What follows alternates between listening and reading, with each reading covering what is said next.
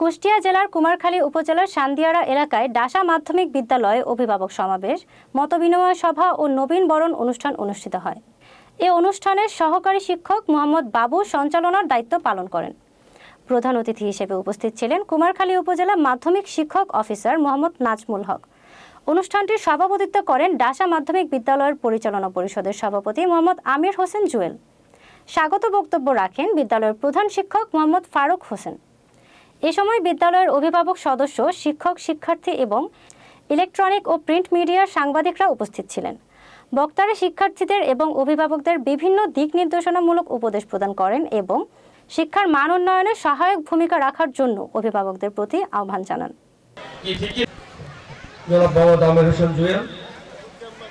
নিশ্চয়ই তারা বড় হবে। আর আমি আপনাদেরকে এই কথা দিয়ে নামাজের বিরতি নিচ্ছি। অনেকে নামাজ পড়তে গেছেন, সেক্ষেত্রে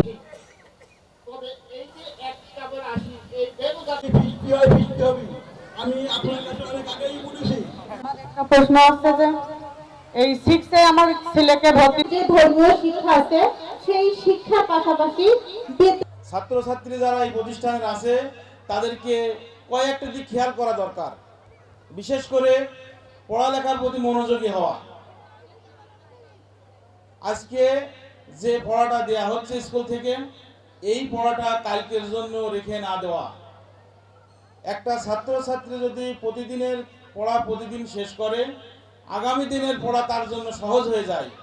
আর যদি কোনো কারণে গাফলতি করে, তাহলে পরের দিনের পড়া আর পিছনের পড়া ডবল হয়ে গেল না? সবার প্রতি কিন্তু চাপ তৈরি হবে। একটা পর্যায়ে দেখা যাবে যে তার পড়তে ভালো লাগছে না, সামনে পরীক্ষা, অনেক চাপ, তখন সে নিরুৎসাহিত হয়ে যায়। কিন্তু প্রতিদিনের পড়া যদি তোমরা প্রতিদিন করতে থাকো, দেখবা পরীক্ষা নিয়ে কোনো টেনশনই হবে না। কি ঠিক কিনা?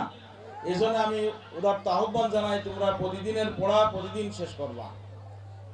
অনেকেরই ধারণা আছে স্কুলে গেলে যাবো, না গেলেও সমস্যা নাই। এই জাতীয় মানসিকতা পরিহার করা। তোমরা যারা ছাত্রছাত্রী এখানে আসো, তোমরা অবশ্যই প্রতিদিনের ক্লাস যেন যথাযথভাবে হয়। কোনো কারণে যদি শিক্ষকরা ক্লাস একটা বাদ দেয়, তোমাদের ভিতরে এই আগ্রহ তৈরি হওয়া, স্যার আমার ক্লাসটা তো হচ্ছে না, আমাদের ক্লাস নেন, এরকম একটা মানসিকতা যদি তোমরা তৈরি করে সামনে যেতে পারো, তাহলে এই প্রতিষ্ঠান থেকে অনেক ভালো ভালো মেধার উদ্ভব কিন্তু হবে। আর যদি সবাই স্রোতে গা ভাসায় দাও, তাহলে কিন্তু অবস্থা খুব বেশি ভালো হবে না। তোমরা সবাই জানো যে এই প্রতিষ্ঠান থেকে অনেক বড় বড় কর্মকর্তা, অনেক বড় বড় অফিসার কিন্তু এখান থেকে তৈরি হয়েছে। তোমরা যারা এখানে আজকে বসে আছো, এখন থেকে 10 বছর পরে, 15 বছর পরে তোমরাই হয়তো দেশের বিভিন্ন জায়গায় গুরুত্বপূর্ণ দায়িত্ব পালন করবা।